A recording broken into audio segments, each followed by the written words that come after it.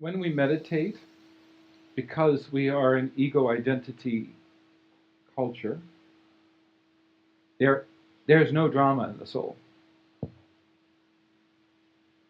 So to us, the mind bypasses the understanding of the soul because there's no drama. So the ego identifies with pain, disappointment, anger, upset. It deals with adrenaline, anything that fires up a neural pathway in the brain.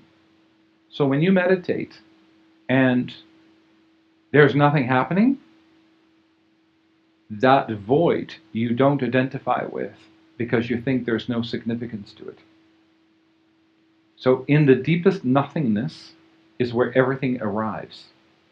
So when you're meditating and your mind is actually going blah, blah, blah, blah, blah, blah, doing whatever, there's another state happening simultaneously. So the mind goes and has its story, but then there's also the silence, that void, that nothing, that we feel is insignificant, and yet it's the most important part, because that's when we start experiencing meditation. But we don't perceive it as value because the mind skips past it. So even though I'm sitting in meditation and my mind is going blah, blah, blah, right beside it is total silence. But that silence, the ego doesn't reveal itself or reveals that state or shows you that state, but it's right there. So when I say to you, you can be in a room and you need to feel that expansion and contraction in all situations. Well, meditation is a little bit like that. It's not what your mind is doing or what your mind is saying. It is what's happening in these other simultaneous realities.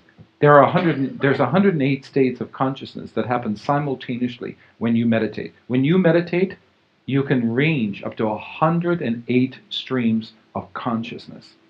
How could you possibly understand that you're in 108 different states and yet your mind is going, I am such a, I'm so cold and I'm such a, blah, blah, blah, and yet you can be in 100. So you've got to start with the first layer of awareness, which means I am meditating.